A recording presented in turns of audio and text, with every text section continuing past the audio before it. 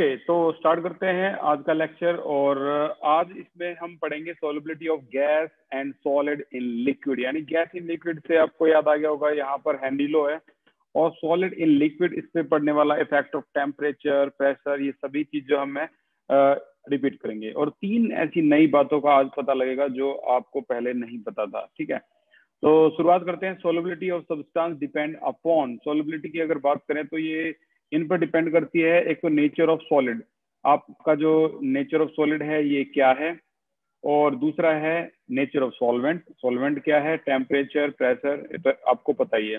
सबसे पहले हम डिस्कस कर लेते हैं solubility of solid in liquid के बारे में। तो देखो, सॉलिड इन लिक्विड की जो सॉल्युबिलिटी है, तो यहाँ पर solubility of solid in liquid very greatly with nature of solid and liquid, temperature, और बहुत कम डिपेंड होती है प्रेशर पे। बहुत कम, क्या ना के बराबर डिपेंड होती है प्रेशर पे। ठीक है, तो सॉलिड प्लस सॉल्वेंट, डिसोल्यूशन होगा ऊपर, और नीचे अगर देखें तो इसे हम क्रिस्टलाइजेशन बोलेंगे। ठीक है, okay.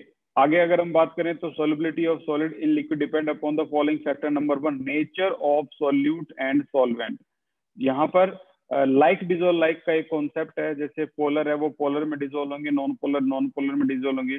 Solid dissolve in liquid if intermolecular interaction कैसा हो, सिमिलर हो दोनों का, तभी वो डिजोल्व हो सकते हैं। अच्छा, अब यहाँ पर बात आ रही है आयनिक कंपाउंड की। जो आयनिक कंपाउंड एक एक्स्ट्रा है, ये आयनिक कंपाउंड किस तरह से आपके पानी में डिजोल्व होते हैं।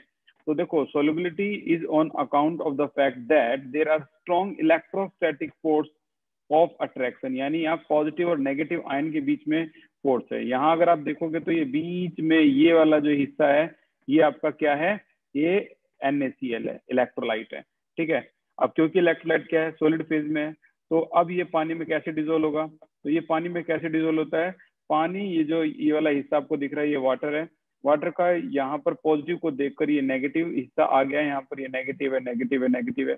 और इसके नेगेटिव हिस्से यानी Cl नेगेटिव पे कौन, वाटर का हाइड्रोजन पॉजिटिव, H पॉजिटिव जो है वो इधर आया हुआ है। तो वो इस इंटरेक्शन को दिखाने के लिए बोल रहे हैं, इसको बोलते हैं हम electrostatic force of attraction between the ion of crystal and polar solvent molecule, जैसे H2O था। ठीक है, फॉर एग्जाम्पल इन्होंने दिखाया है वाटर जो है वो यूज किया गया है सॉल्वेंट की तरह, जो कि आपको फिगर में दिख रहा है।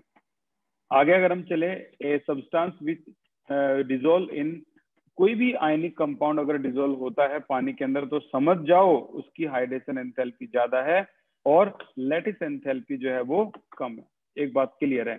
सोचो एक बार, अगर लैटिस एंथैल्पी ज्यादा होती तो इसका मतलब समझ रहे हो, Na पॉजिटिव Cl नेगेटिव की रियल लैटिस एंथैल्पी 788 होती है।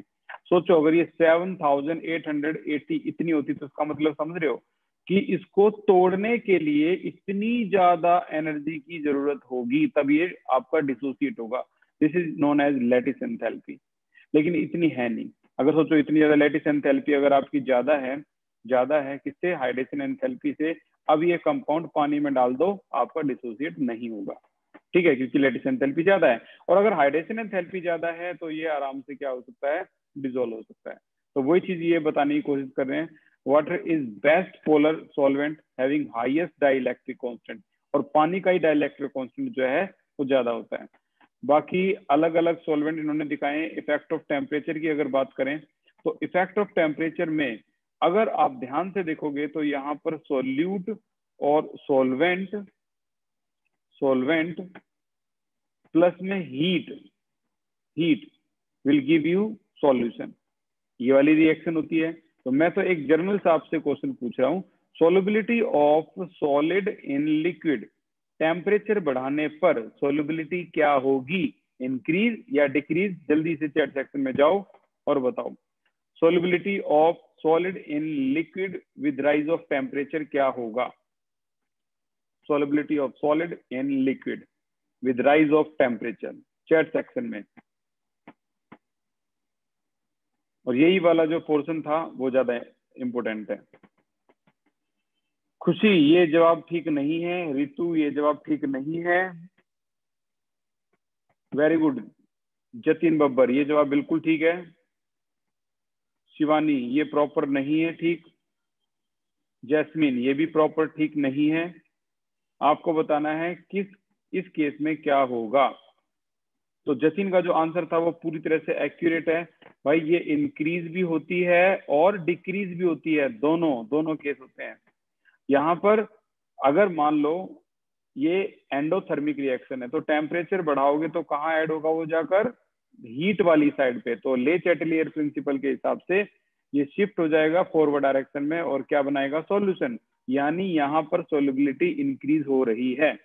तो सोल्युबिलिटी जो है वो इंक्रीज और डिक्रीज दोनों होती है विद राइज ऑफ टेम्परेचर। ठीक है, इंक्रीज भी होगी और डिक्रीज भी होगी, दोनों होगी।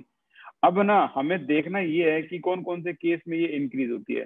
तो the solubility increase with increase of temperature. तो इंक्रीज वाला केस देखते हैं। सबसे पहले कुछ एग्जांपल है, जैसे sodium nitrate, ammonium chloride, KCl, AgNO3, Ki। ये ऐसे एग्जांपल है जिनकी सोल्युबिलिटी इंक्रीज होती है with rise of temperature in water. क्यों? क्योंकि ये सभी एंडोथर्मिक है।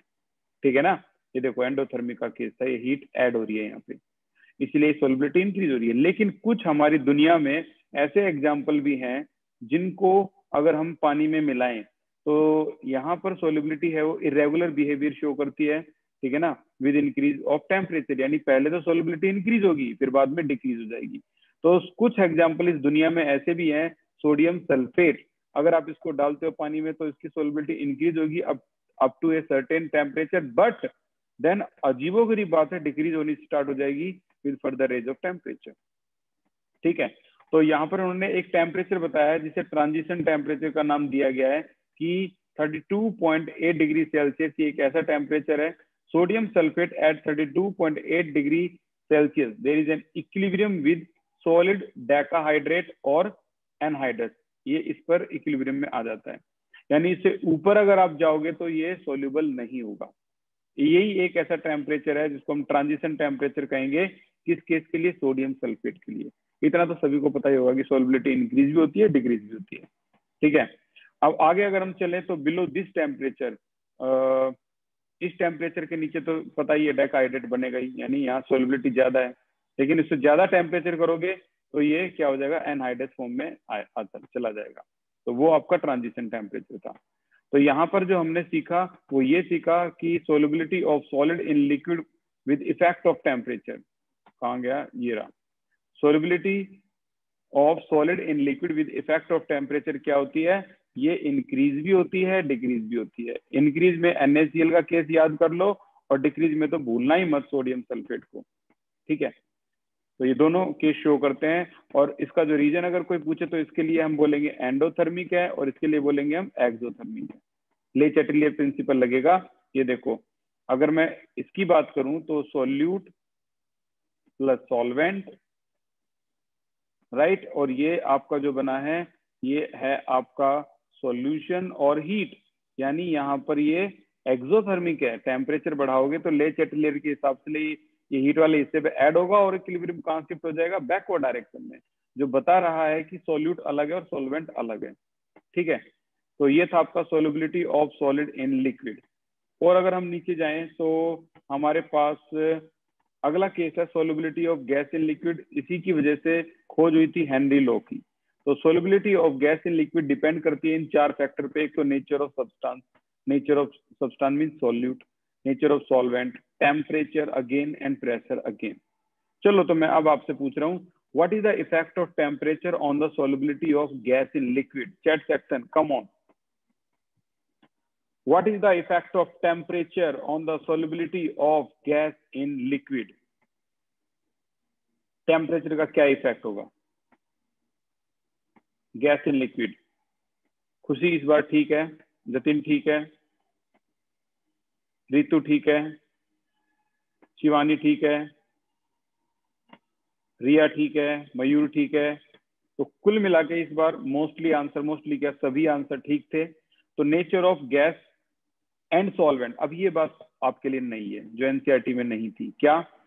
कुछ गैस ऐसी होती हैं जैसे हाइड्रोजन है, ऑक्सीजन है, नाइट्रोजन है, जो बहुत ही कम अमाउंट में डिजोल्व होती हैं पानी के अंदर। लेकिन कुछ गैस ऐसी होती है जैसे CO2, जिसको हम देखते हैं सोडा ड्रिंक में, HCl है, अमोनिया भी, ये हाईली सोल्यूबल होती है विद वाटर। ठीक है ना, तो उनकी इफेक्ट ऑफ टेम्परेचर की अगर बात करें तो यहाँ तो एक सिंगल आंसर है डिक्रीज। कोई पूछे क्यों, आप ले चैटलियर प्रिंसिपल बता दो, क्योंकि गैस इन सॉल्वेंट जो होता है वो एक्सोथर्मिक रिएक्शन होती है और यहाँ हीट राइट हैंड साइड में है। तो अकॉर्डिंग टू ले Chatelier principal it is evident that increase of temperature will shift the equilibrium कहाँ पर, बैकवर्ड डायरेक्शन, यहाँ शिफ्ट हो जाएगा इक्विलिब्रियम, ठीक है ना। इसीलिए सोलिबिलिटी क्या हो जाएगी आपकी, डिक्रीज हो जाएगी, यानी गैस अलग हो जाएगी और सॉल्वेंट अलग हो जाएंगे। इसका मतलब तो ये हुआ कि एक्वेटिक एनिमल जो है मोर कंफर्टेबल किस पानी में होंगे, कोल्ड वाटर में होंगे rather then in hot water. ये क्वेश्चन भी आएगा। इफेक्ट ऑफ प्रेशर की बात करें तो नो डाउट प्रेशर अप्लाई करोगे तो भाई यहाँ तो प्रेशर अप्लाई करने से सोलिबिलिटी क्या हो जाएगी, इंक्रीज हो जाएगी।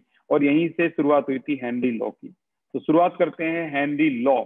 ये है हमारा हेनरी लॉ, और हेनरी लॉ ने जो दो डेफिनेशन दिए हैं उसमें से दोनों डेफिनेशन को मैं एनसीईआरटी में अच्छी तरह से आपको दिखाऊंगा। तो this law state that mass of gas, अब ये डेफिनेशन आपकी ऐसी है जो एनसीईआरटी में नहीं है।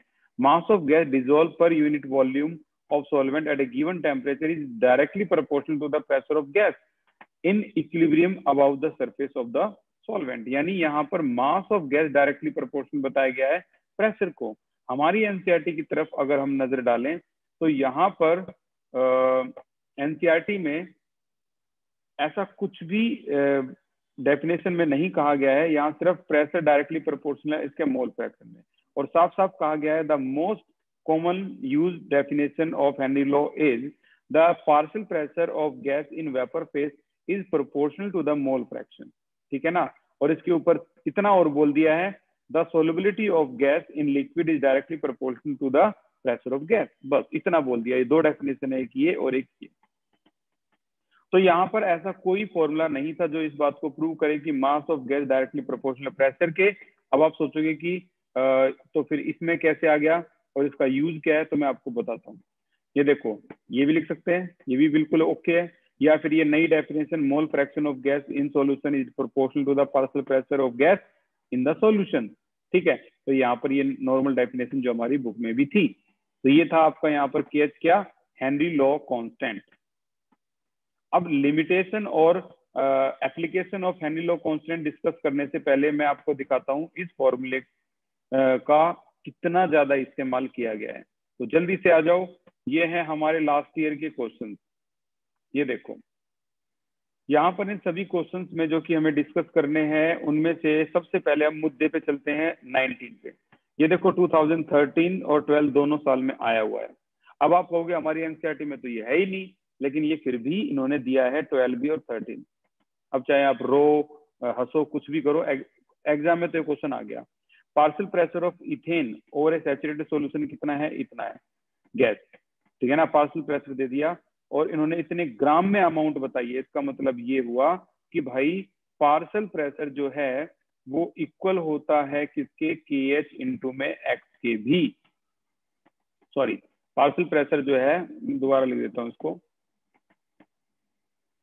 जो मास ऑफ गैस डिजोल्व है वो इक्वल है किसके, KH इंटू में प्रेशर के, ठीक है। तो मास ऑफ गैस कितना है यहाँ पे, ये है आपका 6.56 इंटू 10 की पावर -2 ग्राम है। KH आपको निकालना है और प्रेशर कितना दे रखा है, 1 बार। तो यहाँ से KH साफ साफ पता लग गया, वही आ गया आपका 6.56 10 की पावर -2 आ गया।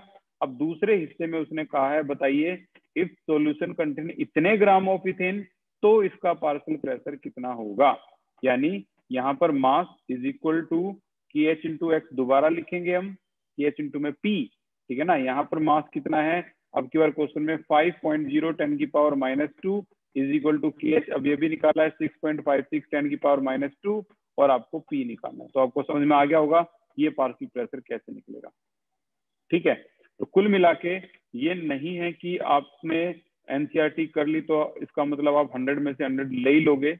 कुछ ना कुछ एक्स्ट्रा तो देखो करना पड़ेगा ही, ठीक है। जबकि हमारी एनसीईआरटी में नहीं था, इन नोट्स में इन्होंने इसका भी जिक्र किया है।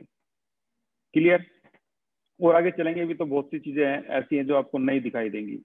एक तो लिमिटेशन, हमने हेनरी लॉ के बारे में बहुत पढ़ा है और अब एप्लीकेशन तो बहुत पढ़ी है। जैसे ये सॉफ्ट ड्रिंक में इस्तेमाल होता है, जैसे एनॉक्सिया जैसे बैंड मेडिकल कंडीशन है, वहां भी हेनी लॉ की एप्लीकेशन है। बट कमियां क्या होती हैं? आंसर, हेनी लॉ तभी एप्लीकेबल होता है जब प्रेशर लो हो। बहुत ज्यादा हाई प्रेशर पर ये लेस एक्यूरेट होता चला जाता है। ये इसकी कमी है हेनी लॉ की। ठीक है, और कमी क्या है? The gas is not highly soluble.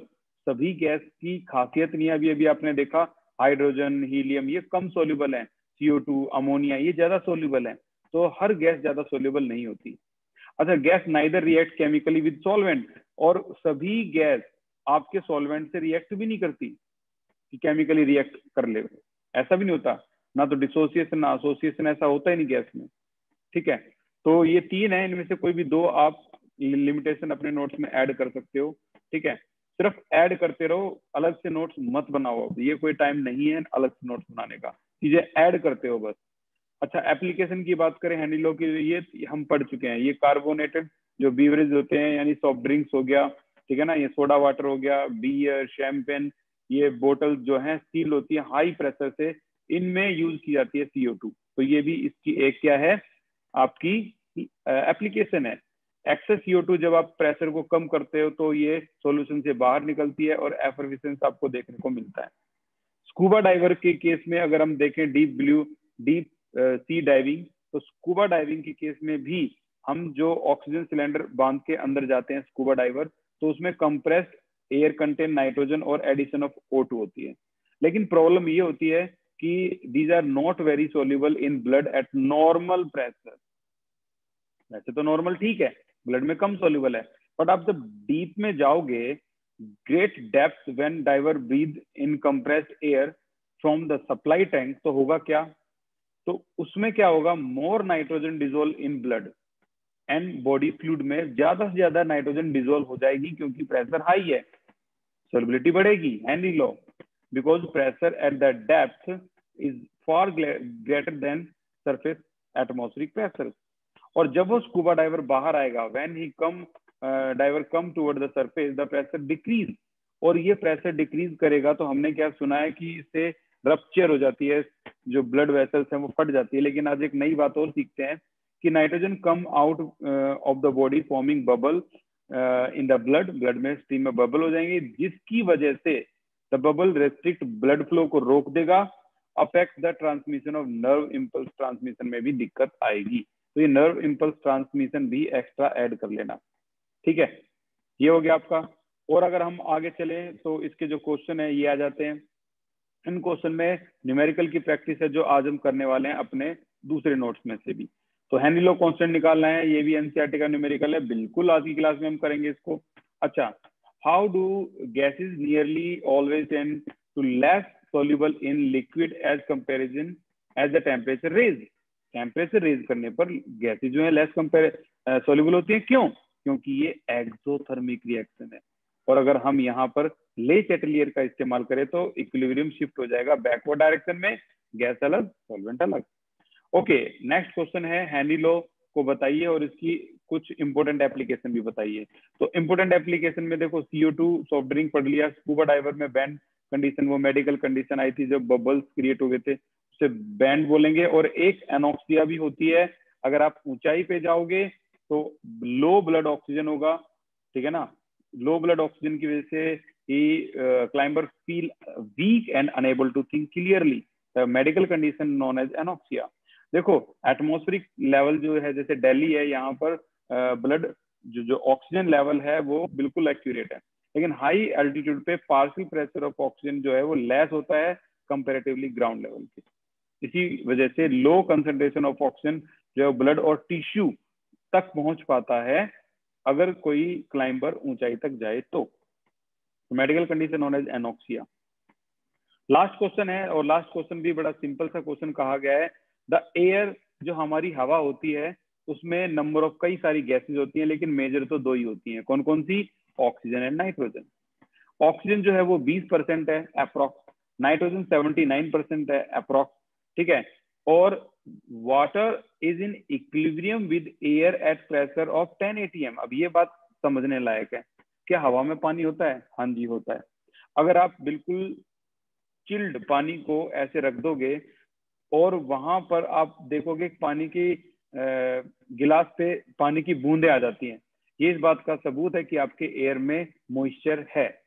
और वो एयर के साथ इक्विलिब्रियम जो प्रेशर है उसका वो कितना है 10 atm। ठीक है, अब हेनरी लॉ कांस्टेंट दोनों के लिए दे दिए, ऑक्सीजन के लिए इतना है, नाइट्रोजन के लिए इतना है। हर गैस का अलग अलग हेनरी लॉ कांस्टेंट होता है एट ए पर्टिकुलर टेम्परेचर।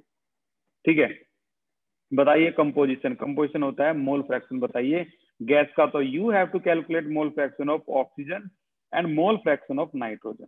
तो देखो मैं सिंपल सिंपल तरीके से बताऊंगा। टोटल प्रेशर कितना था भाई गैस का, जो कि एयर का, जो कि इक्विलिब्रियम में है विद वाटर के साथ, 10 atm टोटल है। यानी इस 10 atm में कुछ प्रेशर ऑक्सीजन का भी है, कुछ प्रेशर नाइट्रोजन का भी है इस 10 atm में।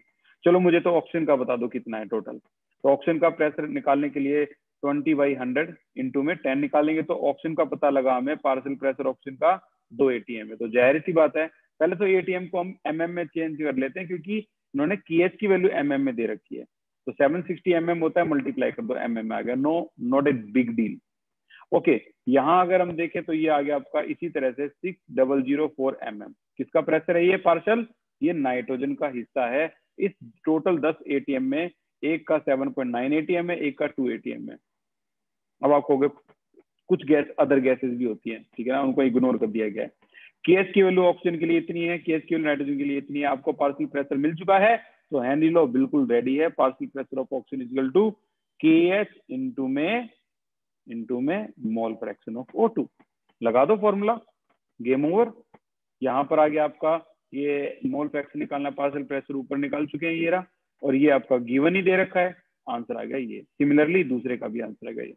किसी का कोई डाउट हो इसमें तो आप जल्दी से हैंड रेज कर सकते हो, हैंड रेज बोल रहा हूँ मैं, चैट सेक्शन में लिख सकते हो जल्दी से, नहीं तो हम आगे प्रोसीड करते हैं आज की इंपॉर्टेंट क्लास को। ओके, तो कोई डाउट नहीं है, बहुत बढ़िया, सही जा रहे हो आप। यहाँ तक का लेक्चर 2 जो होता है यहाँ तक खत्म। अब हम चलते हैं आपका अपने जो खुद के क्लास में बनाए हुए नोट्स की तरफ, जो हमें और भी चीजें सिखाएगा, और लास्ट में हम डिस्कस करेंगे लास्ट ईयर में आए हुए क्वेश्चन। तो देखो यहाँ से होती है इसकी शुरुआत सोल्युबिलिटी की। हमारे नोट्स भी कमाल के नोट्स बने हुए थे, और इसमें भी हालांकि मैं कह रहा हूँ जो अभी हम नोट्स पढ़ रहे हैं उसमें थोड़ी नॉलेज एक्स्ट्रा है, ठीक है ना। जैसे M डायरेक्टली प्रोपोर्शनल है P, इसके बारे में हमें नहीं पता था, वो नोट्स में ये चीज है। जैसे लिमिटेशन ऑफ हेनरी लॉ, ये हमारे नोट्स में नहीं है, उसमें है। तो कुछ जो भी चीज आपको नहीं मिले ऐड करते रहो। सोलिबिलिटी पढ़नी है हमें, solid in liquid, gas in liquid. Solid in liquid में इफेक्ट ऑफ प्रेशर, आंसर है no effect, because both are highly incompressible. अब ये बात जो है वो हमारी इस नोट्स में है। इफेक्ट ऑफ प्रेशर यहाँ देखें तो क्या हो जाएगा, यहाँ प्रेशर इंक्रीज हो जाएगा, बिकॉज गैस पार्टिकल पहले तो टकराएंगे सरफेस ऑफ सॉल्यूशन पे, फिर एंटर कर जाएंगे उसके अंदर, enter to it with rise of pressure. ठीक है, इफेक्ट ऑफ टेम्परेचर की बात करें तो यहाँ पर टेम्परेचर बढ़ाने पर solubility of solid in liquid increase भी होती है, फॉर एग्जांपल NaCl। और ज्यादा खुश होने की बात नहीं है, ये डिक्रीज भी होती है, फॉर एग्जांपल सोडियम सल्फेट और लिथियम सल्फेट।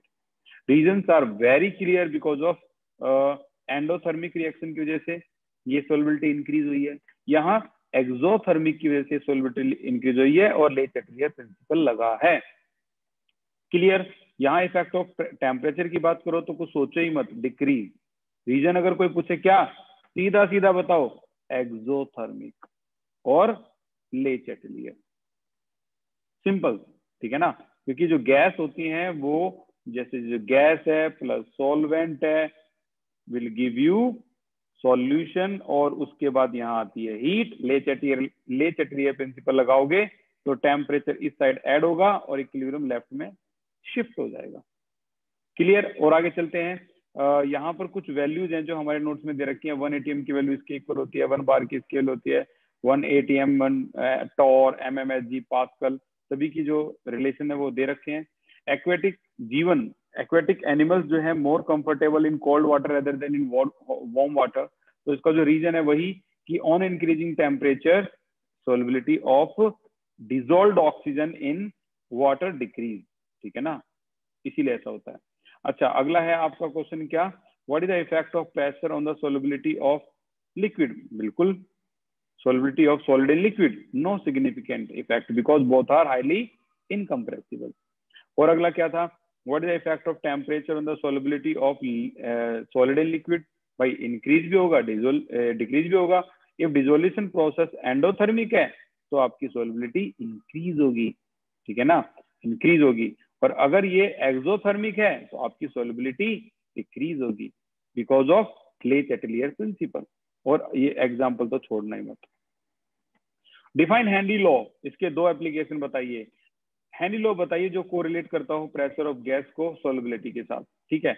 Mention 2 application. तो हेनरी लॉ ये है सबसे बेस्ट हेनरी लॉ जो मैंने बताया था, एनसीईआरटी ने भी कहा है, मोस्ट कॉमनली यही यूज होता है. The law states that partial pressure of a gas vapour in vapour phase is proportional to the mole fraction in the gas in the solution. और ये वाला जो पोर्शन है तो हमारी एनसीईआरटी में भी है. एप्लीकेशन वही सॉफ्ट ड्रिंक हो गया. एनोक्सिया के बारे में पढ़ लिया. एनोक्सिया एक ऐसी मेडिकल कंडीशन है जो ऊंचाई पे जाने से होती है. और बैंड के बारे में तो पढ़ ही लिया है हमने, ठीक है ना, स्कूबा डाइवर फेस करते हैं. अच्छा, हीलियम जो होती है वो डाइविंग एपरेटस में इस्तेमाल क्यों की जाती है? हमेशा ये हीलियम को लेके क्यों चलते हैं? क्योंकि हीलियम जो है वो less soluble in blood even under high pressure. यानी अब नीचे तक चले जाओ तो ये ना तो खुद डिजोल्व होती, ना ये नाइट्रोजन और ऑक्सीजन को डिजोल्व होने देती. तो to stop the medical condition bends इसको स्कूबा डाइवर्स यूज करते हैं. ये न्यूमेरिकल बड़े खास हैं भाई, इनके बारे में मैं जितनी तारीफ कर लूं. ये 3 न्यूमेरिकल हैं आपके, अलग अलग जगह पे दिए हुए हैं, इनको छोड़ना नहीं है कुल मिला के. तो सबसे पहले डिस्कस करेंगे हम न्यूमेरिकल नंबर एग्जाम्पल 2.4 को, ठीक है. तो क्या है इस 2.4 को, देखो एक बार.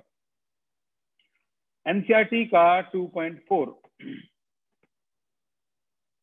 अच्छा, इस बात पे भी थोड़ा स्पेशल ध्यान रखना क्योंकि ये आपका आने ही वाला है. क्या ये तो उसके बारे में है, why aquatic species are more comfortable in cold water. चलो बताइए, अगर मैं KH की वैल्यू को इंक्रीज करूंगा तो सोलिबिलिटी क्या हो जाएगी? चैट सेक्शन में जाइए. अगर मैं KH की वैल्यू को इंक्रीज कर दूंगा तो सोलिबिलिटी क्या हो जाएगी? अभी दो बातें और भी हैं जो नई है, अभी अब डिस्क्लोज होने वाली हैं.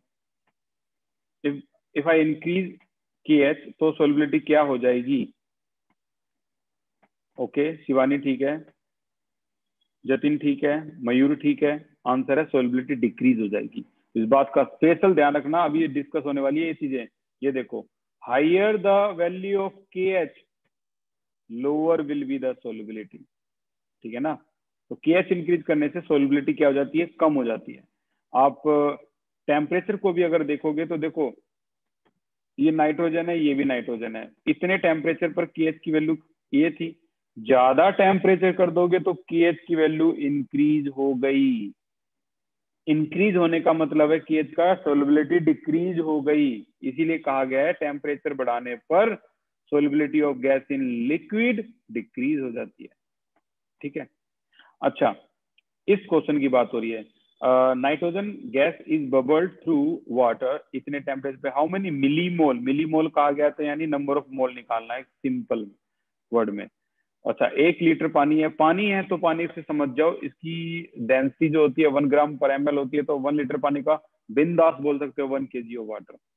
Nitrogen gas exert pressure of partial pressure of nitrogen gas दे रखा है इतना है. ओके, हेनरी लॉ कांस्टेंट दे रखा है इतना है. ये बड़ी गलत बात है, ये बार में, ये किलो बार में. तो इसको भी बार में करो, 76,480 बार हो जाएगा. तो पार्शियल प्रेशर है हमारा 0.987 बार. ये आपका हेनरी लॉ कांस्टेंट जो है ये भी बार में कन्वर्ट कर लेंगे हम. और 1 लीटर पानी दे रखा है और नंबर ऑफ मोल नाइट्रोजन के पूछे हैं. बस दिस वाज द क्वेश्चन. देखते हैं टर्निंग पॉइंट क्या है. तो टर्निंग पॉइंट पे स्पेशल ध्यान रखना भाई, जो मैं बोलने वाला हूँ टर्निंग पॉइंट. नॉर्मल चीजें तो सबको पता होती हैं, जो खास वो होते हैं जिसे एबनॉर्मल चीजें भी पता होती है. पार्शियल प्रेशर भाई 0.987 गिवन है, KH की वैल्यू गिवन है. फॉर्मूला लगा दिया हमने हेनरी लॉ का, क्लियर. और जैसे ये फॉर्मूला लगाया तो यहाँ से हमें क्या मिल गया? मोल फ्रैक्शन मिल गया. ये मोल फ्रैक्शन आ गया. मोल फ्रैक्शन इतना ज्यादा कम था, यानी ये 0.000129 इतना कम था कि हमें अंदाजा हो गया मोल फ्रैक्शन इतना कम है. तो ये इसके कम होने के पीछे किसका हाथ है?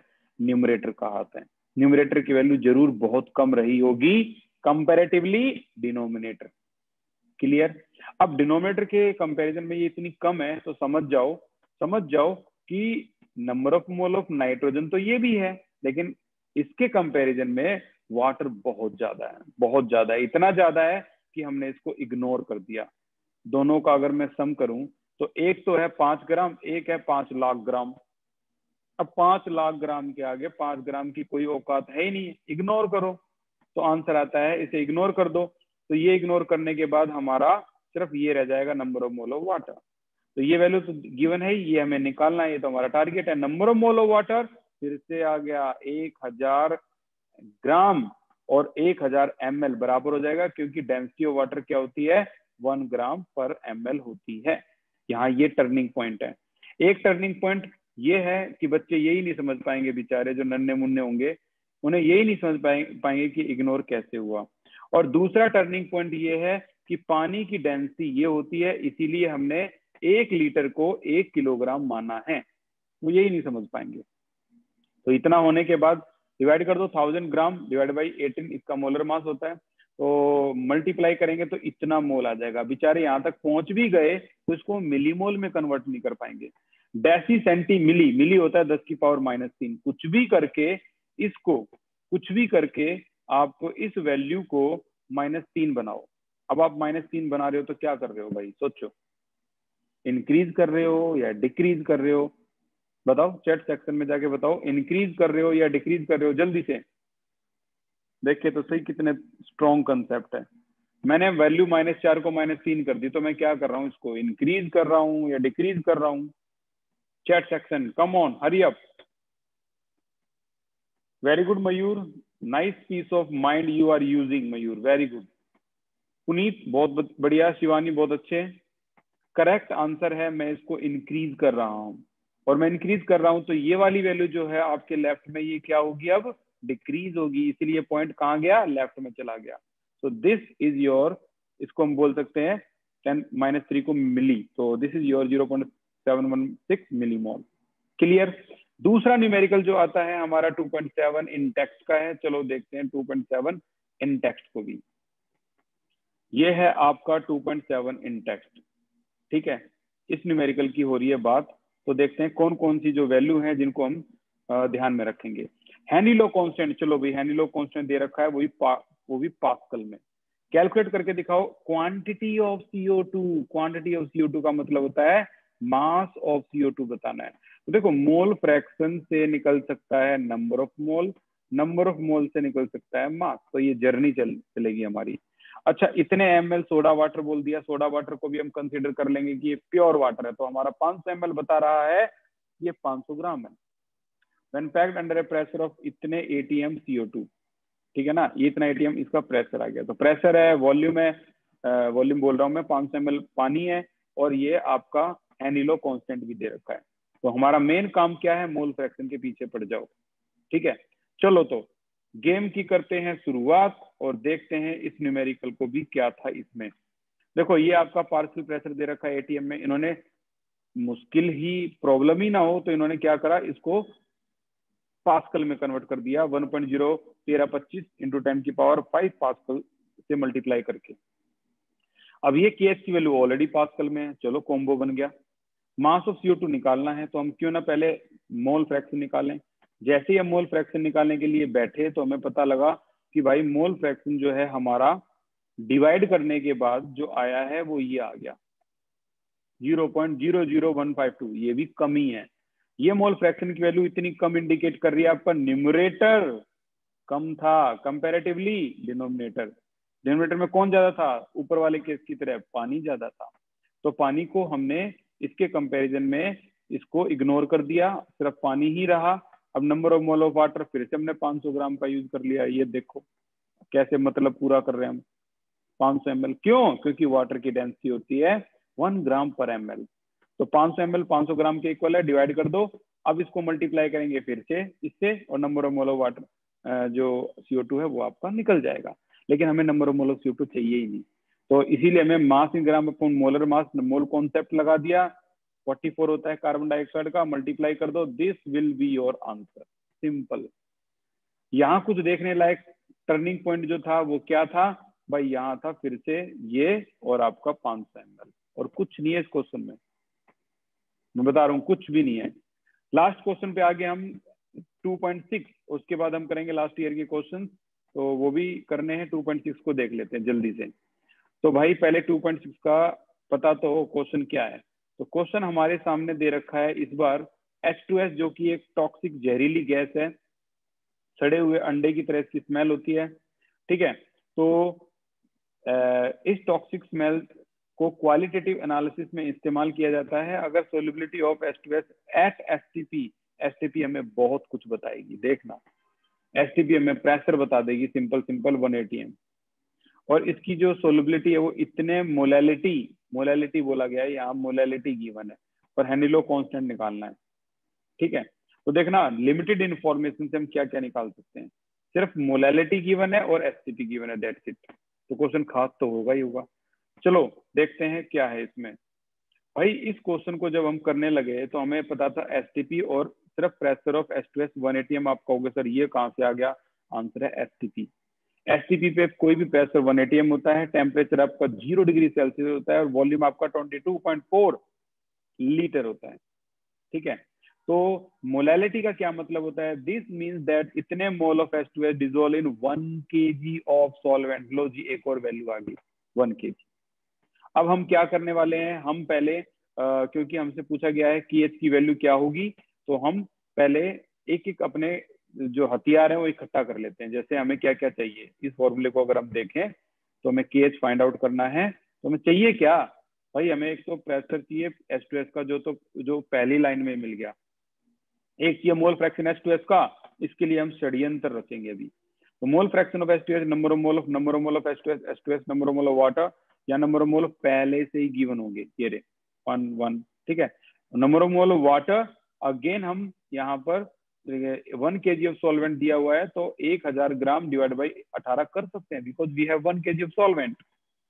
फिर से 55.55 कैंसिल करोगे तो पूरी कैलकुलेशन के बाद ये आपका मोल फ्रैक्शन आ चुका है। तो मोल फ्रैक्शन को उसकी जगह रखो, and this answer will be in ATM, this is your required answer, क्योंकि आपने प्रेशर भी ATM में लिया था, तो आपका KH भी ATM में ही आएगा, ठीक है। तो ये हो गया खत्म। एक क्वेश्चन आउट ऑफ NCERT भी है, what is the mole fraction of aqueous, aqueous का मतलब ये पानी है, एक्वस H2S इन मोलर सॉल्यूशन, अगर इन 1 मोलर सॉल्यूशन, 1 मोलर सॉल्यूशन। तो 1 मोलर का क्या मतलब होता है, means that 1 mole of H2S dissolve in 1 kg of water, ये मतलब होता है। अब इतनी वैल्यू पता लग गई ना, बस अब आप कर सकते हो, आप मोल फ्रैक्शन निकाल सकते हो, ठीक है। तो मोल फ्रैक्शन निकालेंगे तो number of mole of H2S divided by number of mole of H2S plus में number of mole of H2O। Number of mole of H2S पता ही लग गया, ये रहा 1 मोल है, ठीक है, 1 मोल, और कंपेरेटिवली इसके। अब यहाँ पर हम चाहो तो इसको भी आप 1 मोल लिख सकते हो, प्लस में यहाँ पर number of mole of water आप ये निकाल सकते हो, मर्जी आपकी, ठीक है ना। लेकिन और इग्नोर करना चाहो तो इग्नोर भी कर सकते हो, CBSE वाले नंबर नहीं काटेंगे। अगर नहीं करना चाह रहे तो ओके, डिवाइड कर दो, ये आपका नॉर्मल आंसर आ गया, खत्म। ये 1 गिवन है, 1 गिवन है, ये आपका 1000 आपका इस फॉर्मूले ने बता दिया 1 kg वाटर, ठीक है। चलो अब जल्दी से देख लेते हैं लास्ट ईयर के कुछ क्वेश्चन जो आए हुए हैं। भाई ये हैं लास्ट ईयर के क्वेश्चन, इनमें से मैंने हाईलाइट कर लिया है जो आपका ज्यादा जरूरी है, ठीक है, और जो बहुत आसान थे, बहुत सिंपल जर्नल थे, वो मैंने इग्नोर कर दिए हैं। तो जल्दी से इन पे अटैक करते हैं अब एक एक करके। तो पहला जो हमारा आज का जो टारगेटेड क्वेश्चन है वो ये है, और ये 2 बार आया, मैं तो हैरान हूँ ये 2 बार दे कैसे दिया इन्होंने। एक तो आया 2014 में आया, और फिर आया ये 2011 में, फॉरन में आए। तो चलो दोनों में क्या है, how can we change molality value solution into molarity. Molality और मोलैरिटी में क्या रिलेशन है, how molarity value solution can be convert into molality, तो इनमें क्या रिलेशन है।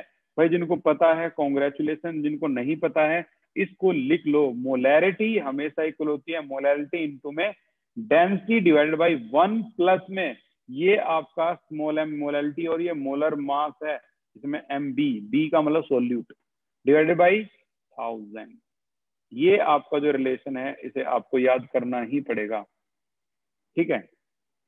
ये आपका मोलैरिटी और मोलैलिटी में रिलेशन है जो 2 बार एग्जाम में आ चुका है। आगे अगर हम चले तो और कौन कौन सा क्वेश्चन है, ये भी एक ऐसा क्वेश्चन है, देखो gas A is more soluble in water than gas B at the same temperature. तो बताइए कौन सी gas, which one of these two have higher value of KH and why. जल्दी से बताइए किसकी वैल्यू हायर होगी KH की, ए या फिर बी, ए या फिर बी।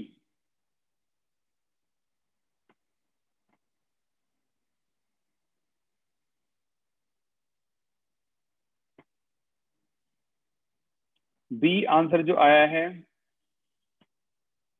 मयूर, जतिन, शिवानी, खुशी, वेरी गुड, ये करेक्ट है, करेक्ट आंसर है बी।